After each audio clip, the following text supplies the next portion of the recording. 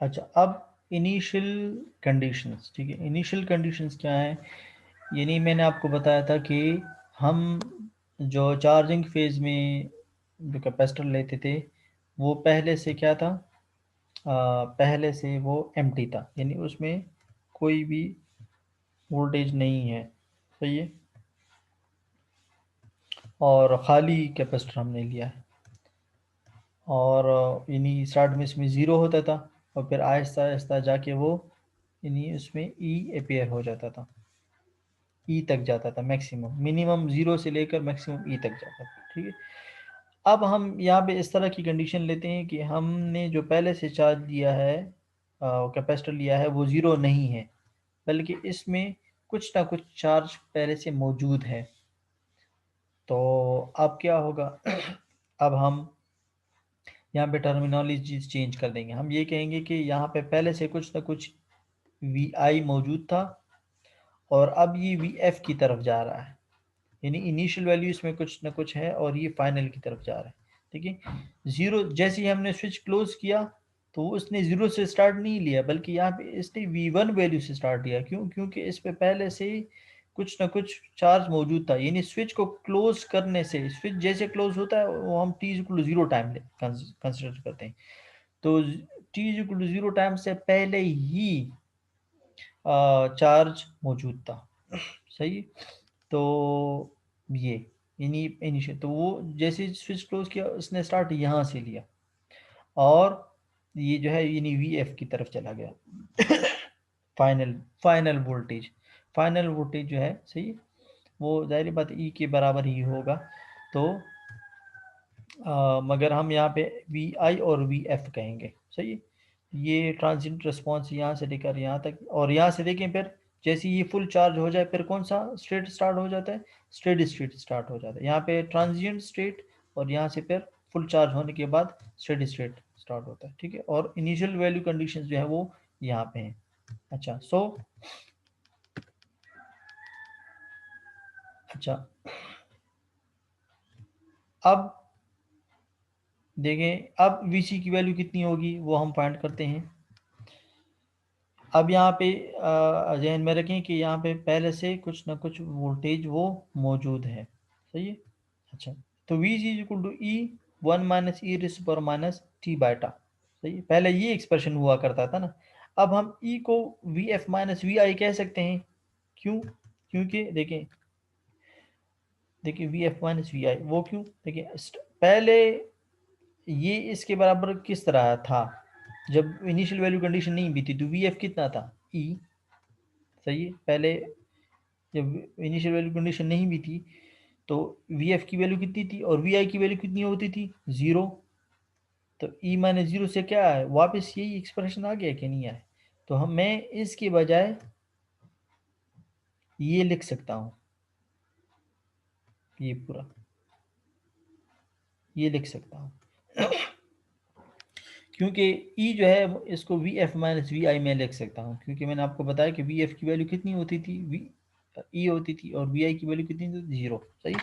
अब ये मैंने इस तरह इसलिए किया क्योंकि अब वी आई की वैल्यू यहाँ पे कुछ ना कुछ शामिल है, वो हम देखते हैं वो कितनी है। एडिंग दिस, अच्छा, अब वी आई की वैल्यू इसमें आ गई है तो वी सी की वैल्यू क्या होगी, वी आई प्लस ये पूरा, यहाँ पे जितनी वैल्यू है, सही है, ये और वी, सही है, ये वी आई, ये इनिशियल वैल्यू कंडीशंस पहले से जो मौजूद है, और ये वाला अब ये, ठीक है। अब जो ट्रांजिएंट में होगा वो ये होगा, तो ट्रांजिएंट वाला ये है और इनिशियल वाला ये है, सही।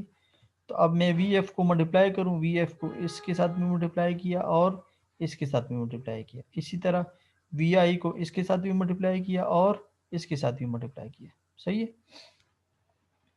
सो अब जब मैं मल्टीप्लाई करूंगा वी आई, तो ये वाला तो खैर अपनी जगह पे आएगा, V I as it is आएगा।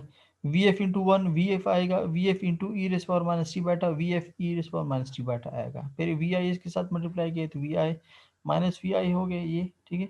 और minus minus plus plus V I, ये सही है। तो यहाँ पे भी वी आई माइनस है, यहाँ पे वी आई प्लस है, ये दोनों कैंसिल हो जाएंगे। मेरे पास आ जाएगा V F minus we F e raise power minus t beta plus V I A, ठीक है। तो इन दोनों के साथ e raise power minus t beta है, तो मैं इन दोनों से e raise power minus t beta common लूँगा, और तो ये आ गया वी आई प्लस है और वी एफ माइनस है, तो we I minus we f, और ये वी एफ जो है इसके साथ अलग से है, इसके साथ कोई भी नहीं है, ठीक है। तो मेरा नया फार्मूला ये आ गया। ये अगर इनिशियल वैल्यू कंडीशन हो, अगर कोई कहे कि यार ये वाला फार्मूला पिछले वाले में फिट आ सकता है, बिल्कुल आ सकता है। वहाँ पे वी आई की वैल्यू क्या होती थी, जीरो होती थी, इसमें जीरो पुट कर लें, सही है। तो इससे फिर वही बन गया वी एफ, ठीक है, 1 माइनस ई रेस पावर माइनस टी बेटा, ये बन गया कि नहीं बन गया, ठीक है। ये वी एफ कॉमन ले लें, सही। तो अगर वी आई जीरो हो तो फिर यानी जो हमने यहाँ पे फार्मूला पढ़ा था अब भी वही आ रहा है। अगर वी आई आप जीरो ले लें तो बिल्कुल सही है। अगर वी आई की वैल्यू कुछ ना कुछ है तो बस ठीक है, फिर वी आई की वैल्यू यहाँ पे हो जाएगी, सही। अगर नहीं है, जीरो है, तो इससे फिर वापस यही यही चीज़ बनती है, ठीक है। तो ये कोई हमने गलती नहीं की, वही फार्मूला हमने वो किया है, सही। अब यहाँ पे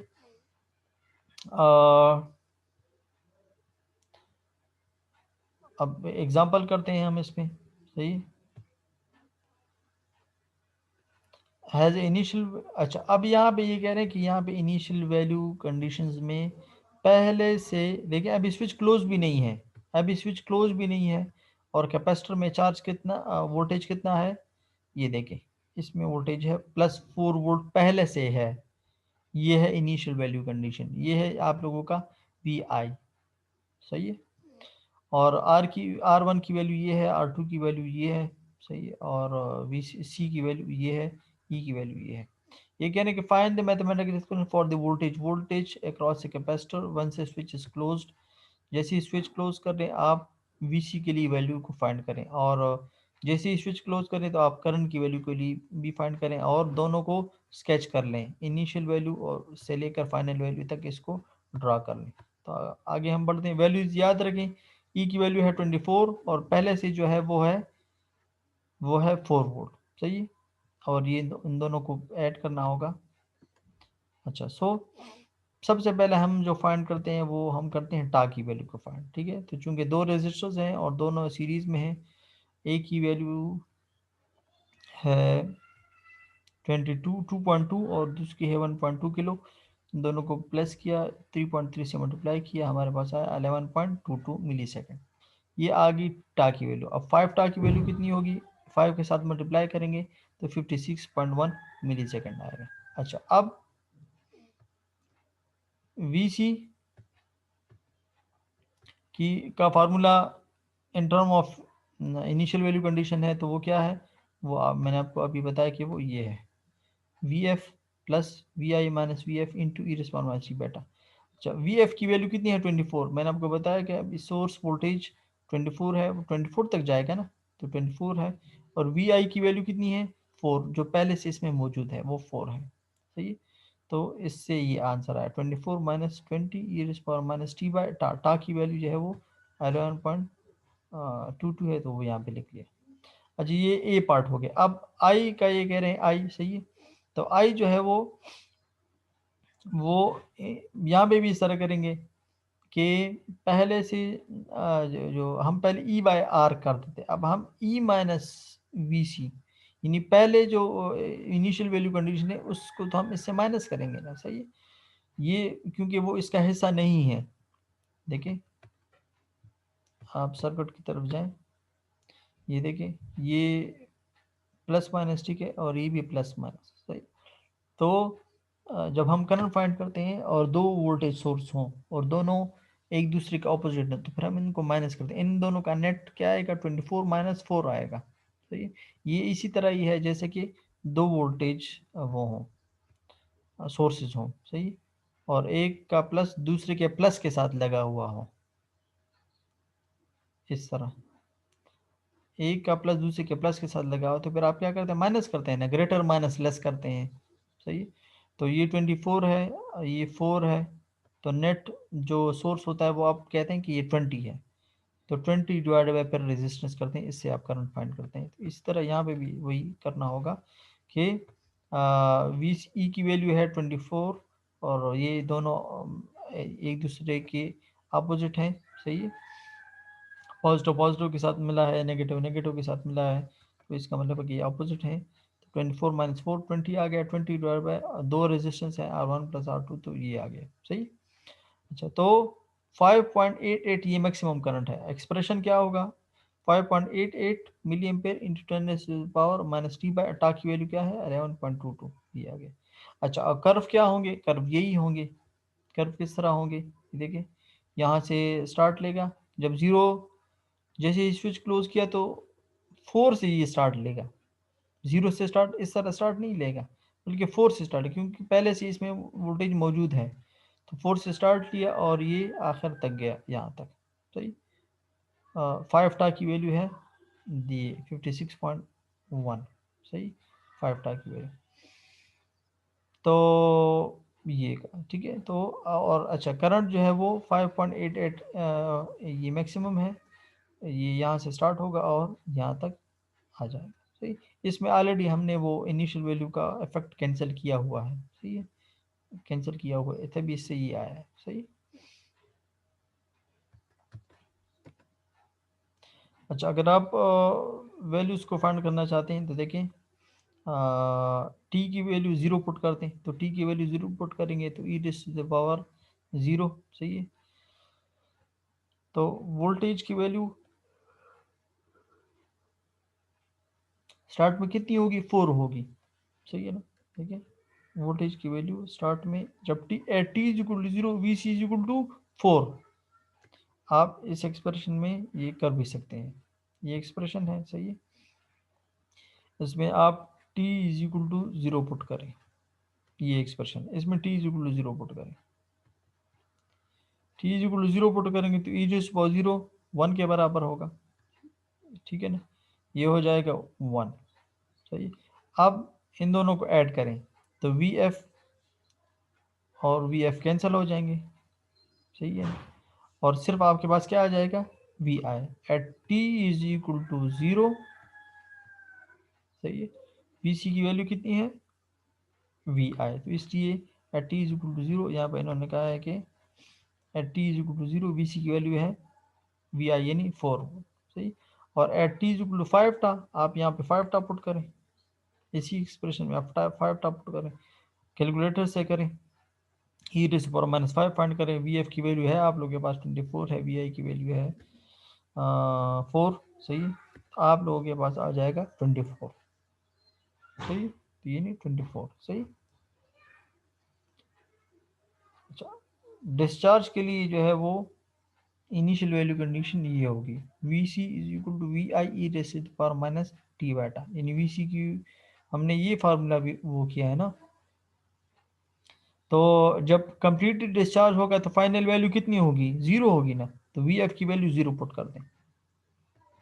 जब डिस्चार्ज होगा तो इनिशियली उसमें वैल्यू होगी वी एफ, और फाइनली उसमें क्या होगा वैल्यू, ठीक है ना, ज़ीरो होगा। तो वी एफ की वैल्यू इनिशियली, ठीक है, उसमें कुछ ना कुछ वैल्यू होगी, स्टार्ट देखिए यहाँ से इतने से स्टार्ट लेगा, ठीक है, और आखिर में वो ज़ीरो हो जाएगा, कंप्लीटली डिस्चार्ज हो जाएगा ना, सही। तो वी एफ की वैल्यू ज़ीरो है, तो आप इसी इसी एक्सप्रेशन में, ये जो चार्जिंग का एक्सप्रेशन था इनिशियल वैल्यू कंडीशन का, इसी में आप वी एफ की वैल्यू ज़ीरो पुट करते हैं, तो जब ज़ीरो पुट करेंगे तो हमारे पास डिस्चार्ज वी सी के लिए डिस्चार्ज की वैल्यू ये आ जाएगी, सही है। तो सिंपल है,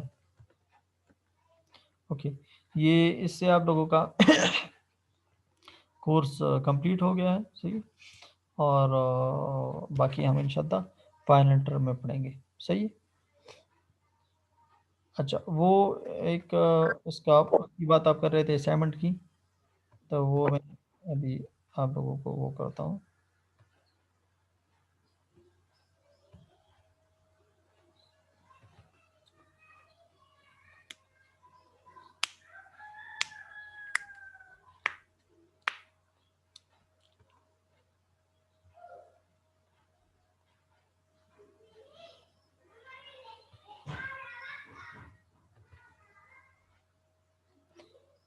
अच्छा, आप स्क्रीन शेयर्ड है?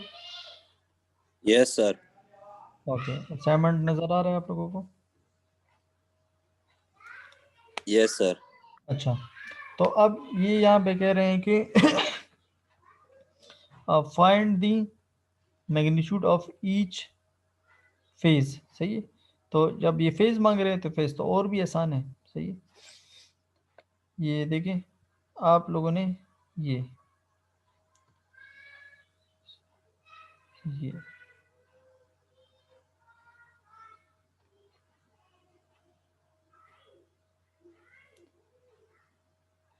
सही है।